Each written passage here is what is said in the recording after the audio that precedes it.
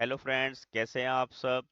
या देवी सर्वभूतेषु विद्यारूपेण संस्थिता नमस्तस्यै नमस्तस्यै नमस्तस्यै नमो नमः। दोस्तों, आपका हमारे चैनल पर स्वागत है। क्लास 10th साइंस लेसन का नाम है आनुवांशिकता। आज हम इसका अभ्यास कर रहे हैं और अभ्यास में बहुत कम प्रश्न है, केवल 4 प्रश्न है हमारे पास। और पहला प्रश्न देखिए, मेंडल के प्रयोग में लंबे मटर के पौधे जिनमें पुष्प बैंगनी पुष्प थे का संकरण बौने पौधे जिनमें सफेद पुष्प थे से कराया गया।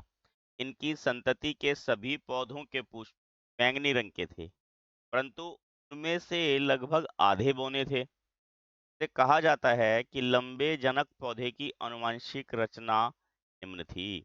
अब हमने बताना है उनकी रचना कैसे थी। बड़ा टी बड़ा टी, बड़ा डब्ल्यू बड़ा डब्ल्यू, बड़ा टी दोनों छोटे डब्ल्यू, बड़ा टी छोटा टी दोनों बड़ा डब्ल्यू, बड़ा टी छोटा टी और बड़ा डब्ल्यू छोटा डब्ल्यू। उन्होंने ये पूछा है कि लंबे जनक के पौधे की आनुवंशिक रचना कैसी होगी। लंबा पौधा होगा, उसकी आनुवंशिक रचना कैसी होगी। अब लंबेपन में देखिए हमारे पास बड़ा टी होना चाहिए, पर अगर यहाँ बड़ा टी ले लें तो ये डब्ल्यू क्या है, वाइट के लिए आ जाएगा। ठीक है ना। तो लंबेपन की जो आनुवंशिक रचना है हमारे पास बड़ा टी छोटा टी और डब्ल्यू दोनों बड़े, यही संरचना यहाँ पर बन सकती है। ठीक है। ये एक अध्ययन से पता चला कि हल्के रंग की आंखों वाले बच्चों के जनक की आंखें, यहाँ के आएगा, के जनक की आंखें भी हल्के रंग की होती हैं। इसके आधार पर क्या आप कह सकते हैं कि आंखों के हल्के रंग का लक्षण प्रभावी है या अप्रभावी। दोस्तों, जो आंखों का रंग है वो मात्रात्मक लक्षण है, में बहुत से जीन जो है उसको कंट्रोल करते हैं। ठीक है ना। तो ये तो हम बता ही नहीं सकते कि हल्का रंग जो है प्रभावी है या अप्रभावी। के लिए हमें क्या चाहिए, हमारे पास दोनों जो विकल्प हैं उनको पता होना चाहिए, यानी कि माता वाले भी और पिता वाले भी। आंख की कलर के जीन्स हैं, दोनों के बारे में, विकल्पों के बारे में पता होना चाहिए। दोनों ही विकल्प अगर हल्के रंग के हों तब भी ऐसी संभावना है, क्योंकि लक्षण की प्रकृति दोनों से अंशानुगत होती है। यहाँ से भी आएगी और माता से भी आएगी, पिता से भी आएगी। लक्षण या अप्रभावी तभी होंगे जब दोनों से प्राप्त जीन अप्रभावी हो। ठीक है। तो इस केवल हम इसमें अंदाजा लगा सकते हैं कि इनका कलर जो है वो मात्रात्मक हल्का लक्षण है, जिसे अनेक जीन नियंत्रित करते हैं। इस कथन के आधार पर हम नहीं कह सकते कि आंखों के हल्के रंग का लक्षण प्रभावी है या अप्रभावी, जब तक कि दोनों के विकल्पों का पता ना हो। ऐसी भी संभावना हो सकती है कि माता और पिता दोनों भी विकल्प हल्के रंग की आंखों के हैं, क्योंकि लक्षण की प्रकृति दोनों जनकों से वंशानुगत होती है। लक्षण अप्रभावी तभी होंगे जब दोनों से प्राप्त जीन अप्रभावी हों। अतः हम केवल अनुमान लगा सकते हैं। ठीक है। केवल क्या कर सकते हैं, हम अनुमान लगा सकते हैं।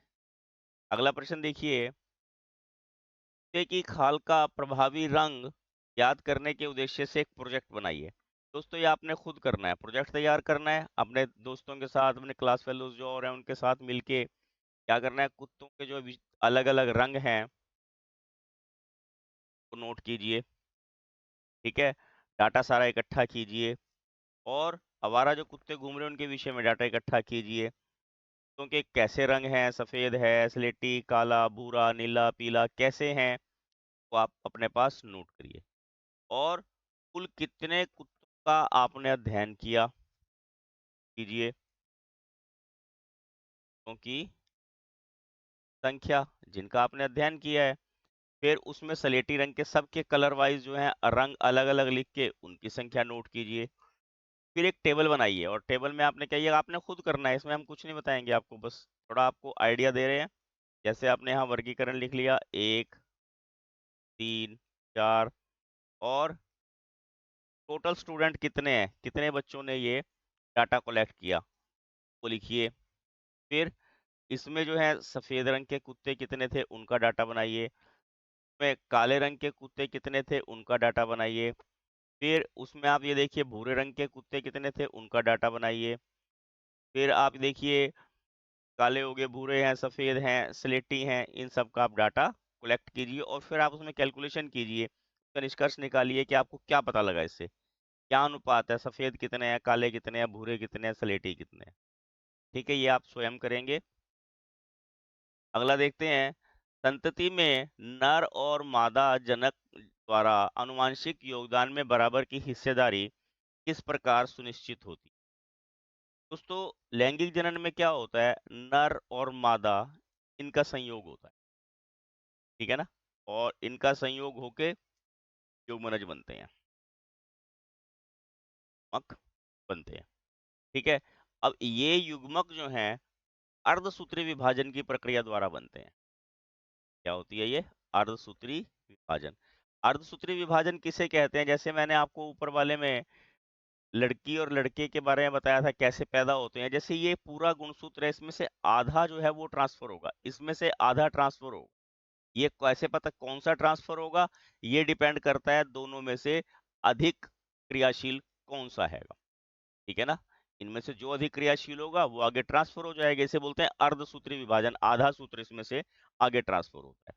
मनुष्य में 23 जोड़ी गुणसूत्र होते हैं, 23 में से 22 जोड़ी अलिंगी गुणसूत्र होते हैं, एक जोड़ी लिंगी गुणसूत्र होते हैं। ठीक, जैसा कि हमने आपको बताया था ऊपर वाले में भी, पुरुष जो है विषम युग्मी होते हैं, महिलाएं जो है वो समयुग्मी होती हैं, ठीक है ना। जब लैंगिक प्रक्रिया होती है, संतान की रचना होती है, तब नर और मादा दोनों से, ये नर रहेगा और ये मादा है, इन दोनों से बराबर की हिस्सेदारी, बराबर का आनुवंशिक पदार्थ अगली पीढ़ी में जाएगा, ठीक है।